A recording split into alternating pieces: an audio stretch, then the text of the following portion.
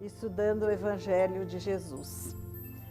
Esse Evangelho que nós sabemos que precisamos aprender, mas o mais difícil não é aprender, o mais difícil é viver. E aí é que está o nosso desafio.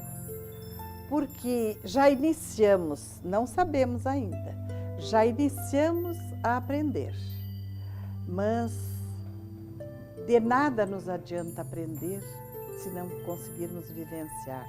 E aí está o desafio para a nossa inteligência, para o nosso orgulho, para a nossa vaidade, para o nosso egoísmo e assim por diante.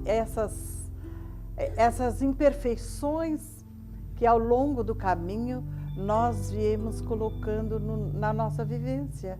E agora temos que fazer o caminho inverso. Graças a Deus que temos a oportunidade da reencarnação que nos dá a chance de refazermos os caminhos que fizemos tão errados, né? Mas o Pai é misericordioso, é amor, é justiça, então Ele aguarda que cada um de nós aprendamos e vivenciamos o Evangelho no nosso ritmo. Ele não tem pressa, Ele sabe, Ele conhece cada um de nós. Então hoje, o capítulo do Evangelho é o capítulo 22. Não separeis o que Deus juntou. E por acaso, que a gente sabe, né, que da doutrina não existe acaso, na abertura caiu uma lição sobre o amor. Este amor que a gente ainda nem sabe lidar com ele, que nós não entendemos, que nós não compreendemos. Nós entendemos esse amor da terra. Agora o amor do Pai para conosco e o amor que nós devemos desenvolver para com os nossos semelhantes, ainda não conhecemos.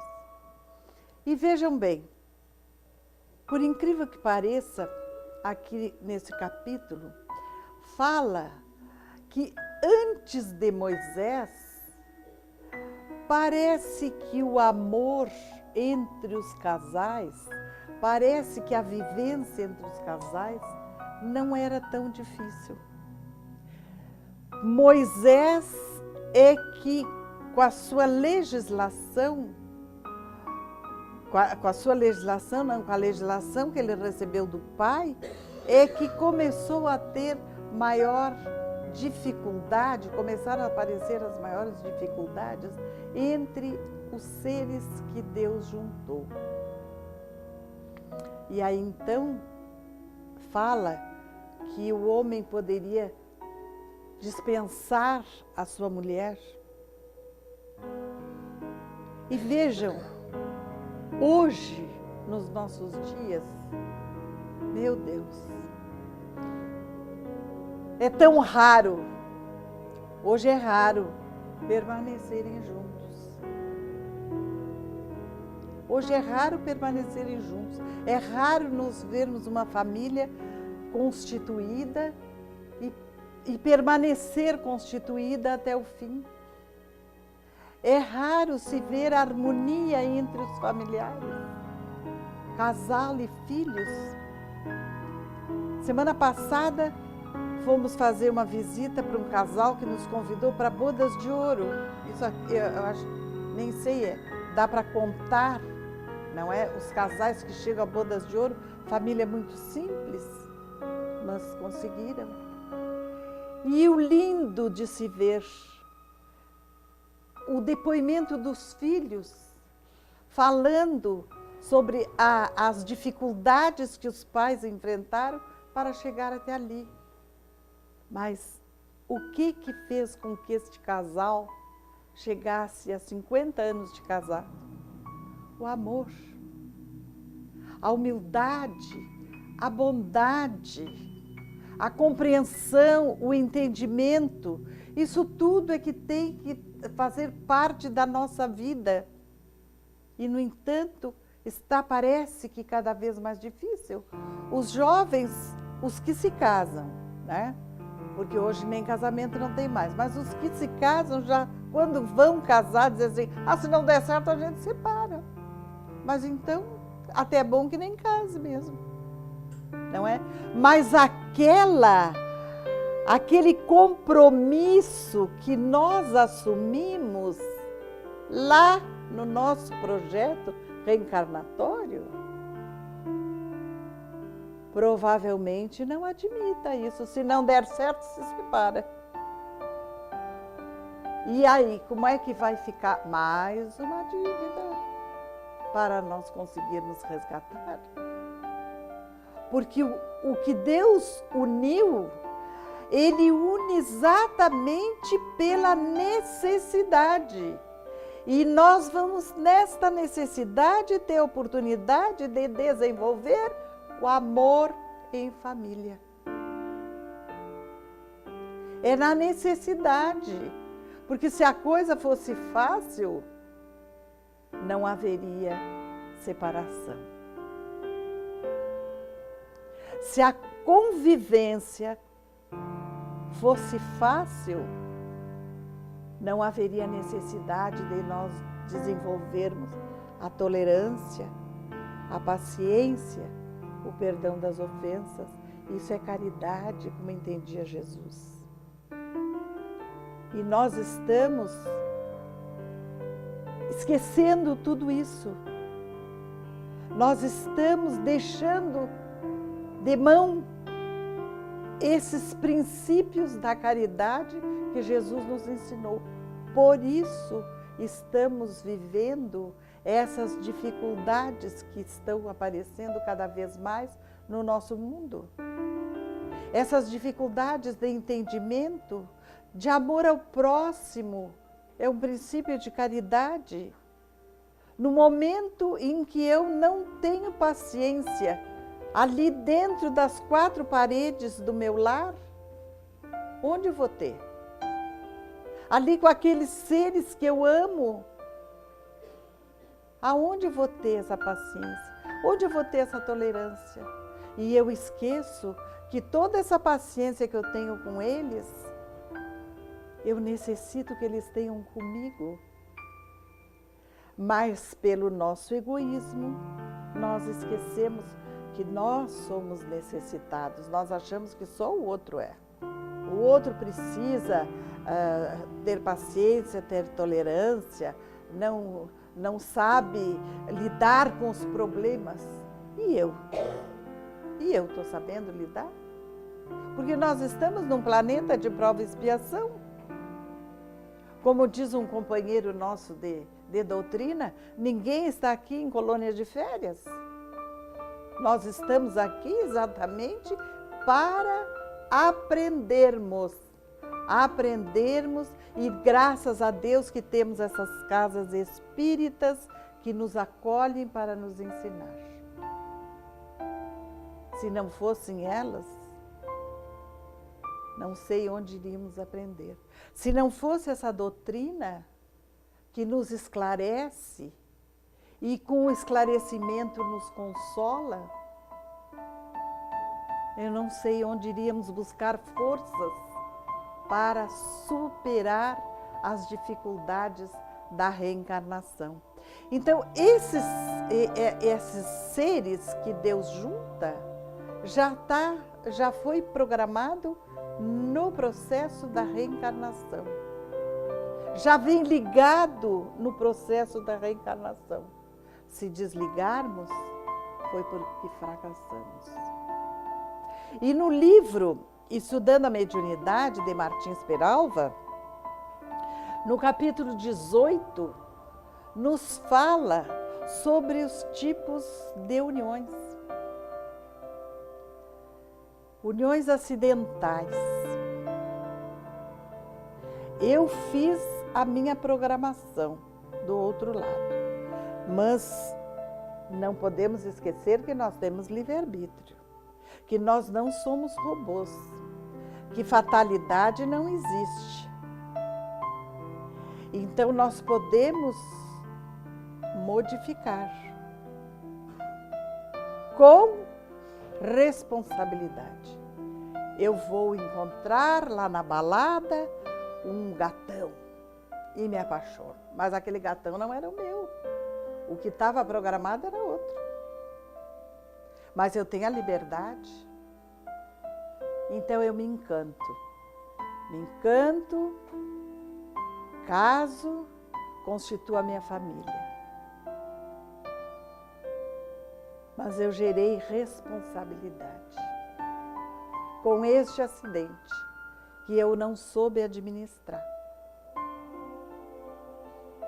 Eu gerei responsabilidade com este ser e com aqueles seres que vieram fazer parte da minha família. Então, eu sou responsável. Eu escolhi. Martins Peralva ainda nos fala nas uniões provacionais. Não preciso dizer para os irmãos que essa é do cotidiano nosso. Nós nos juntamos com aqueles espíritos que deixamos noutras encarnações, ao longo do caminho, porque não tivemos boa vontade em administrar as dificuldades que foram colocadas entre nós e esses irmãos. E aí nós vamos ter que recebê-los como marido, como filho, para termos a oportunidade de exercer a caridade com eles. Esses são os provacionais. Ainda Martins Peralva nos fala nos sacrificiais. Aquela união em que um dos cônjuges é mais esclarecido, não vou dizer bem mais, mas mais esclarecido que o outro. E aí então eles assumem o compromisso na espiritualidade de virem juntos, de formar um casal, de formar uma família. E o mais desenvolvido assume o compromisso de auxiliar o menos desenvolvido. E aí a gente encontra muitas vezes, né, casais que a gente diz, meu Deus, eu não sei como é que aquele homem aguenta aquela mulher. Que a mulher é uma verdadeira jararaca. Ou vice-versa, né? Como é que aquela mulher tão bondosa, tão generosa, tão amável, aguenta aquele homem rude, grosseiro, intolerante, impaciente? Mas são essas uniões que esses espíritos bondosos e generosos se habilitam exatamente para auxiliar. Como está lá no capítulo 14º do Evangelho, honrai o vosso pai e a vossa mãe, no finalzinho diz que tem espíritos que pedem para vir na nossa família. Mas eles estão, diríamos assim, quase praticamente fora do contexto. É aquele irmão mais difícil que está dentro daquela família. Mas exatamente ele pede para vir ali para ter a oportunidade de se erguer, de chegar a se melhorar. E aqui tem uma coisa muito importante. O que vai contribuir para isso? O exemplo. O exemplo. Então, este irmão difícil que faz parte deste casal, ou essa irmã difícil, é o exemplo do que se proporcionou a se sacrificar, que vai servir de exemplo para que esse espírito se melhore. Agora, se ele fez toda essa proposição na espiritualidade, a irmã vem, ou o irmão vem com essas necessidades e não se melhora, ele cumpriu a parte dele. Agora, aquele que falha vai ter um dia que se modificar. Essas uniões sacrificiais são também as que fazem mais parte, essas três são as que fazem parte do nosso planeta. Porque depois nós temos os afins e os transcendentais. Os afins, eu acho que um que outro por aqui pela Terra aparece, né? Não vamos ser tão desiludidos com o nosso planeta, né? Vamos nos dar uma colher de chá. Um que outro aparece de afins. Aquele casal harmonioso, aquela família, como eu relatei para vocês, esses dos 50 anos de casamento, né? O depoimento dos filhos, que coisa bonita, que coisa maravilhosa.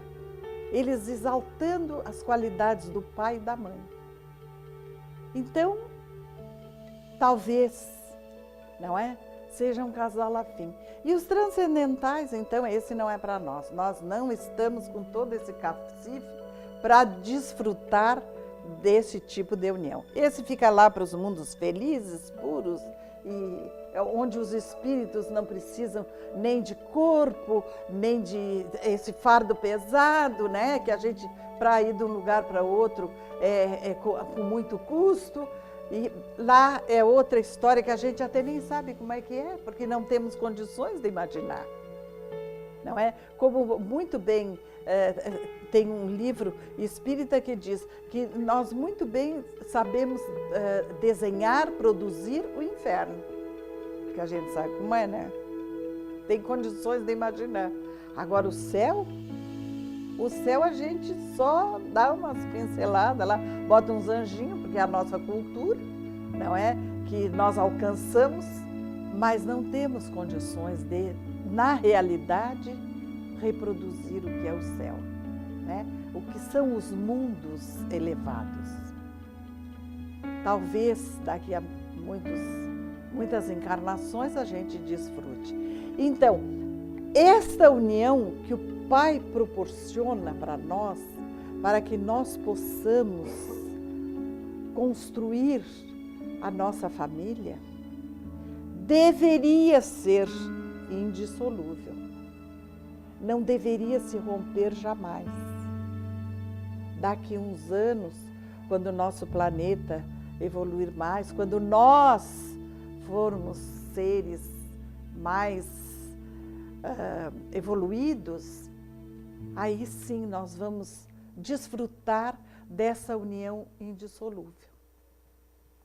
Mas aí os irmãos podem estar pensando assim, mas e afinal, e o divórcio? E essa gente que vai um para um lado, outro para o outro, os filhos ficam lá 3 dias com o pai, 4 dias com a mãe, e é aquela coisa na cabeça da criança, né? Mas isso aí se fez necessário antes que ocorresse um mal maior. Porque imaginem vocês, um lar onde tem 1, 2, 3, 4 filhos em formação, espíritos que reencarnam para se melhorar. E aí se deparam com um lar de desarmonia, um pai que bebe, uma mãe que bebe, um pai que joga, uma mãe que joga, e assim por diante, nesses vícios que nós temos. Quer dizer, que estrutura nós estamos dando para esse espírito que está reencarnando neste meio?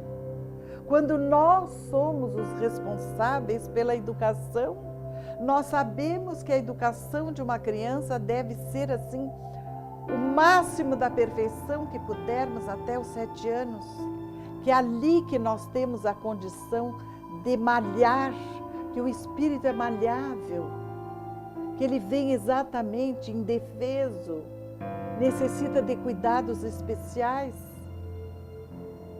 E nós fracassamos em passar para esses espíritos que foram colocados por misericórdia do Pai dentro do nosso lar para que nós pudéssemos amá-los.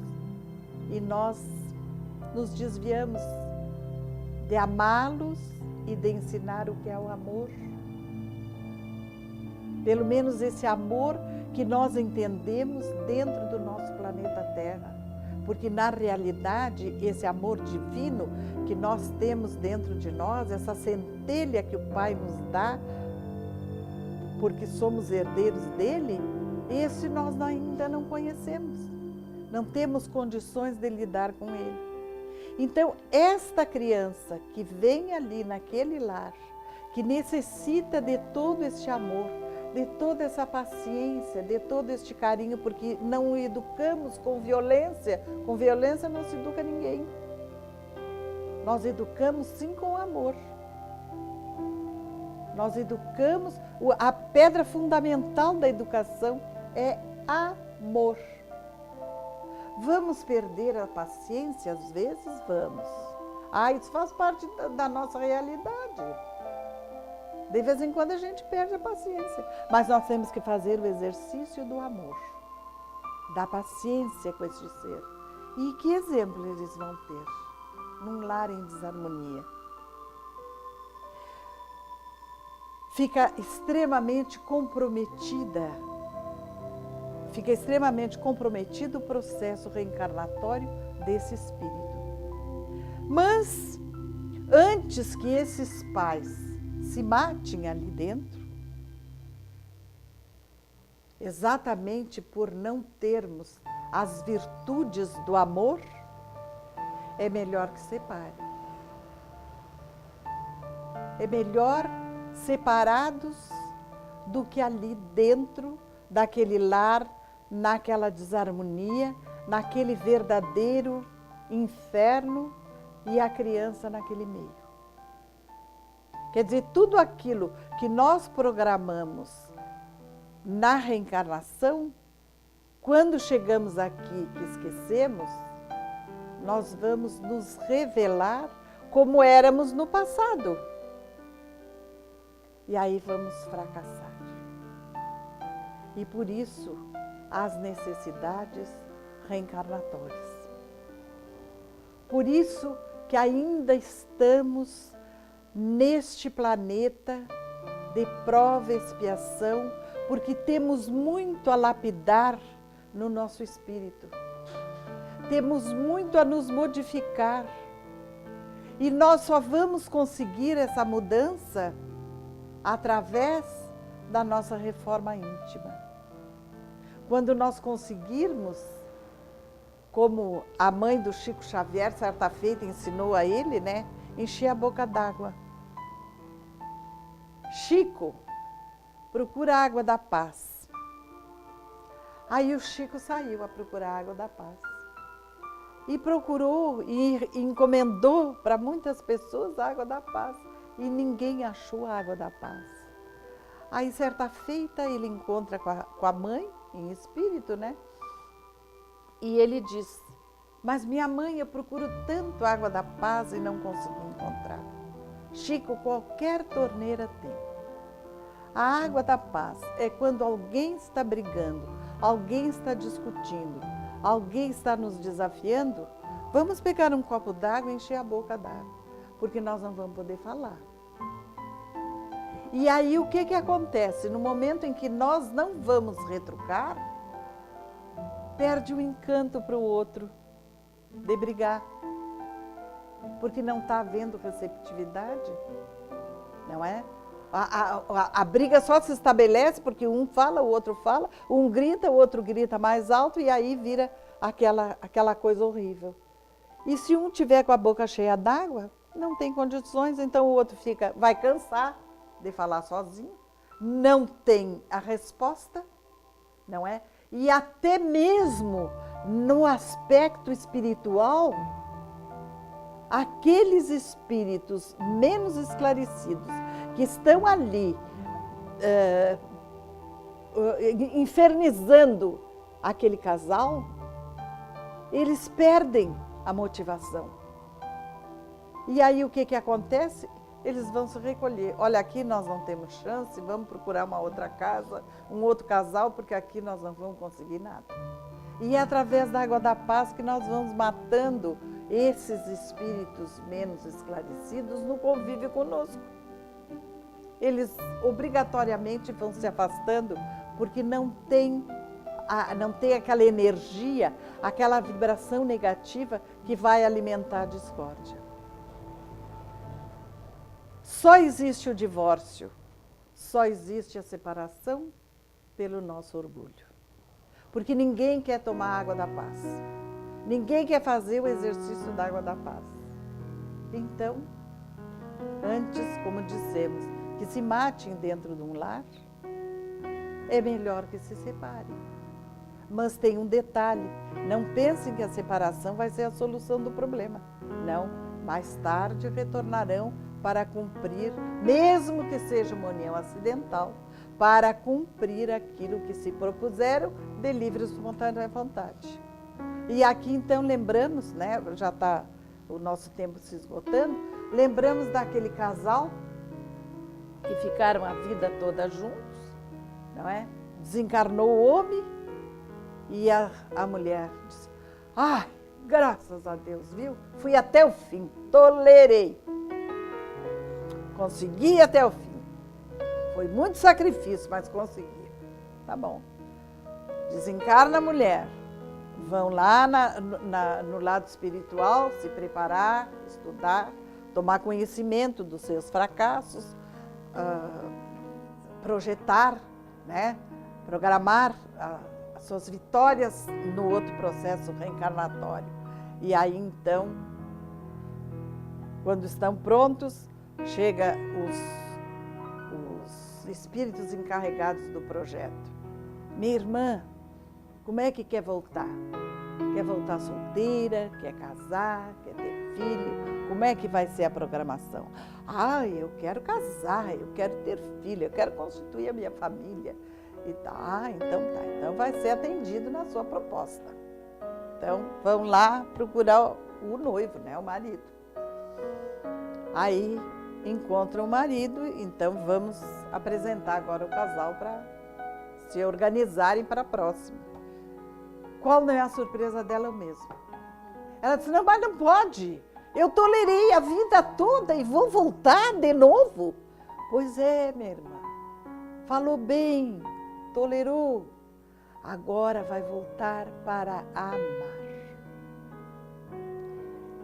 Então, meus irmãos, quem está aí com seus companheiros, com as suas esposas, com seus esposos, vamos desenvolver o amor, porque se não está bom, pode ficar pior.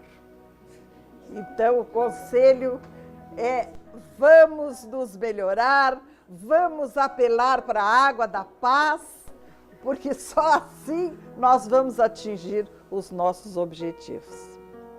Então, que Jesus nos abençoe, que nós possamos... Não saiam daqui ninguém assustado, viu? Não se assustem. As oportunidades a gente tem. Então, vamos sair daqui com essas vibrações de muita paz, de muita luz, de muito amor, para conseguirmos conviver com aqueles espíritos que estão designados, que nós precisamos conviver, num ambiente de muita paz e de muito amor.